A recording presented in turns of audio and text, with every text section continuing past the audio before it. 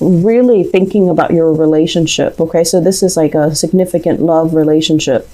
For those of you in relationships, we're not talking, somebody that you're newly dating or somebody that you're kind of messing around with. We're talking like serious relationships. There is a lot of great emotional rapport, a great emotional connection, great sense of trust between two people. And I'm also feeling as well, a lot of the times, if you've been with somebody and they were around through, the good and the bad, if they were around for you when things were tough, you never forget that person. So in a way, you have a very strong sense of loyalty about you, and you will never forget somebody that helped you out in a time where you were distressed. Some of the other signs, they do forget, unfortunately. And I feel like in your world, the ones that were around, the ones that stuck around, the ones that, rough it out with you, you really value that. And in a way, it can be hard for Aries people to let go of people that they admire, that they look up to, that never did them wrong. And I'm feeling like there is a relationship that is indicative of that. It embodies all the traits where they care about you, you care about them. And no matter what, even if you were to part ways, you would still care about each other. There still would be that emotional, nurturing connection that is really hard to sever. Some of you, this relationship has already left your life, and you're at a point right now where you are trying to move on. You're trying to figure out what else is out there for me, what else is available, and the options, the choices that are on the table. I just feel like they're great, but that sense of, I want to say deep rootedness, that sense of chemistry, that sense of passion, that sense of like really loving somebody on a human level, it's just not really there anymore. And so I would say if you're in this state, I feel like you might be with a partner, but you're looking for somebody that you really look up to, admire, and respect. And honestly, I don't feel that the relationship partner that you're currently with, there's great chemistry. There's, it's a nice relationship. But I just feel like for whatever reason, there might be values differences between the two of you where you have to kind of like curtail your value system. You might not see a lot of things eye to eye with them. You do things in a very independent way. You start things, you get things going, you get things moving. And the other person, I feel like they might be dragging their feet. They might not be as proactive, as goal-oriented, as ambitious, and they don't really know how to start things. So it seems like they need you to be that catalyst to allow them to, to kind of like light that fire under them. And so that's where it becomes a little bit tiring, because you don't want to constantly have to, lead the way. It gets tiring. And when we are constantly on the forefront, charging ahead, leading the way, if we make mistakes, it's all on us. It's not on the followers. It's not on the people that are, following you. It's on you. And that can feel, over time, if it keeps happening, it can feel very, very tiring. It can feel a little bit scary. And it can also feel like, why isn't my partner, next to me, alongside me, doing these things? Why do I have to take the initiative?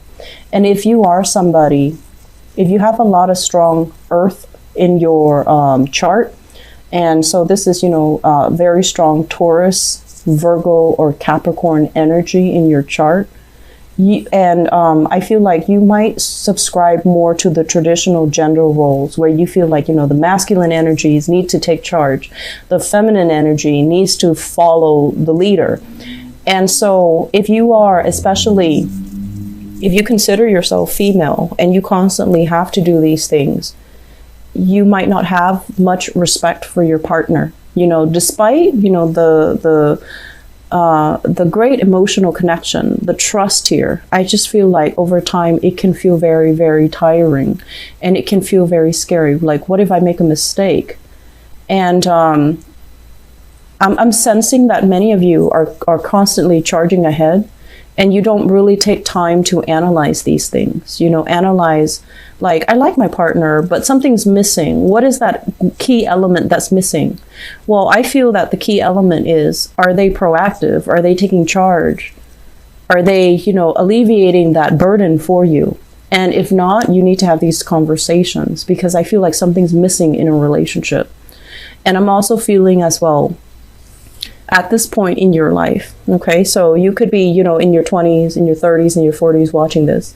The world is opening up for you. Opportunities are calling. Travel engagement, seeing friends, expanding outwards, having disposable income to really spend it on luxury goods, luxury things. And your partner might not be on the same page as you financially, where they can afford all of these things. And so while you're planning these things, the partner might be lagging behind financially, or just, motivation wise. And you find yourself kind of like, oh, now I have to do these things with my friends, or I have to do these things alone, because it just feels like they're not on the same level. They might not have the disposable income. They might not have, they might not prioritize these things. They might still be stuck in, still like, taking care of their basic necessities, like their survival. And so it can feel a little bit like the relationship sector can feel a little bit lopsided. And so I'm sensing many of you are, right now thinking about, like, what do I need to look for in a relationship partner? So the first 4 cards basically scream out to me, there is some relationship here. It looks to me like it can be very good, but I feel like it has held you back for some years. Okay, some of you are newly single and you're going through the motions of dating, and you're still using that person from the past with this, great energy, great emotional connection. You care about them even after you both have broken up. You don't have like a single horrible thing to say about them. You care about them, and you're using that as kind of like the barometer, the standard, as you go into the world trying to find suitable relationship partner. You're using that person as like the gauge, the marker. And if somebody, happens to have the same qualities as that person, then you're going to be all in and you're going to want to date that next person. But I honestly feel like if you have especially been involved here with an earth sign, a Taurus, a Virgo, or a Capricorn, sun, moon, or rising, and we have very strong Virgo and Capricorn vibe in this reading, if you've been involved with them and you're kind of using them as a barometer, this is the month where you have some eye-opening insights. And you're going to be like, it wasn't all that great. That person was not on my playing field, okay? That person vibrationally and energetically was not on the same page as you. And yes, there might have been great chemistry. You both really cared about one another. I feel like, the love definitely was there. But it feels to me like it might be a great person, but it's not the greatest person for you. And so moving forward, we have to, create new standards from scratch. As we age, as we get older, as we experience things in life, our perception change, the things that we need change. And so if you're using this person from the past, they might have been appropriate for the past. They might have been a great person, but I just feel like it's a wrong standard of measurement to use to, meet new people. Does that make sense? So take the time this month to start to manifest some things. And I feel like if that's what you feel very stuck in, relationship sector, try to write down qualities of, the person that you want to be with. And I feel like you need to admire the person that you're with. You need to look up to and admire the person that you're with. So no matter what that means to you, some people admire strength, emotional or physical. Other people admire wisdom. I feel like you're kind of like dating, expending your energy outwards, but you're not finding that person that you truly admire.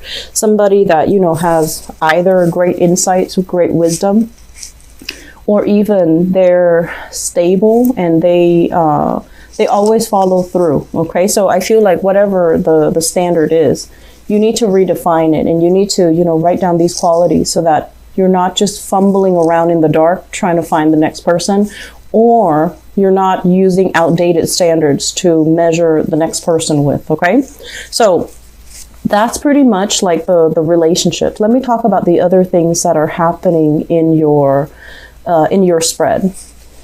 What I do feel here, this is a career and work card, okay? And this is basically skills that you have spent many years accumulating, learning, becoming an expert in. So I feel like some of you are kind of like an expert in your field, and you're being paid adequately what you are worth.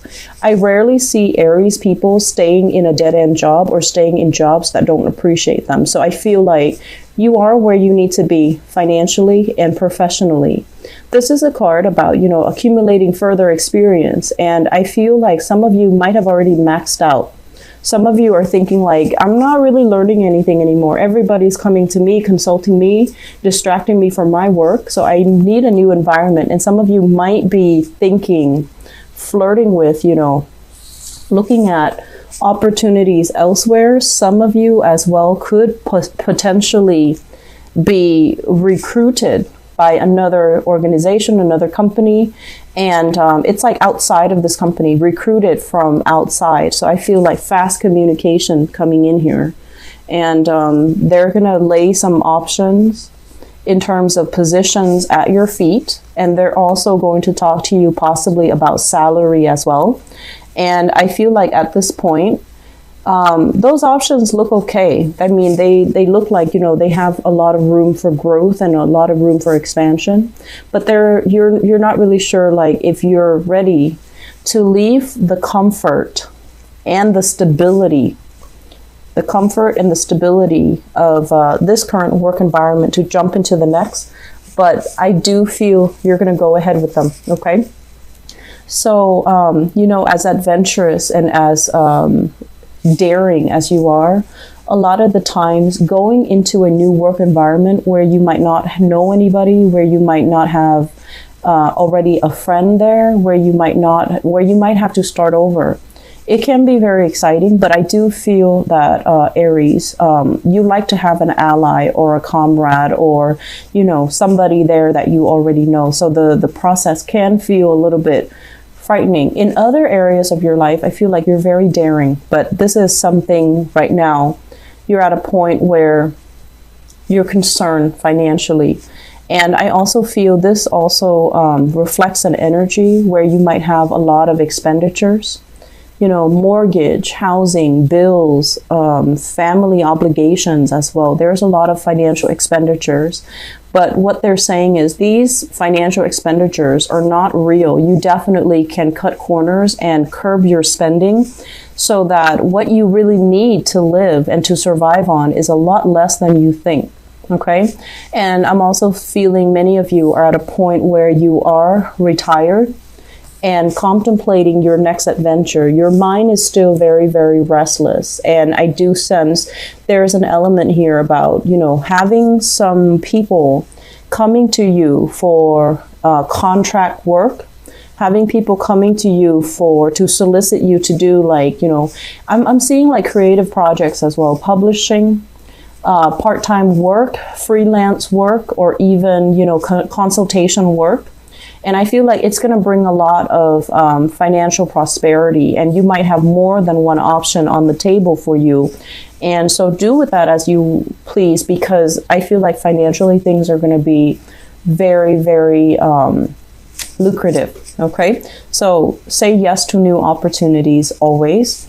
And I also feel as well, for some of you, if you are waiting, if you're waiting for, like if you've gone on a job interview, if you've applied for a loan, if you've signed on something and you're waiting on the decision of other people, the wait is going to take a little bit longer than you would expect. And I feel like you would get some feedback towards the end of this month. And it has nothing to do with your skills. It's just a lot of people are applying for the same thing. So they have a lot of applications that they're looking at. And there's also this element here about there's a lot of backed up work around the holiday season. So everybody is busy. Everyone is like scrambling to come up with funds. If you're applying for a loan, if you're applying for grants, if you're applying for funding, and it's, you know, they're not really sure how much money they have. And then likewise, if you're applying for a job and you're waiting for feedback, there's a lot of backed up work in the organization. So they're going to take their time, and it's not like they have forgotten about you. You're not forgotten, nor it doesn't seem to me like, you know, they don't want you. It seems to me like they have a lot of logistical things they need to take care of from their end.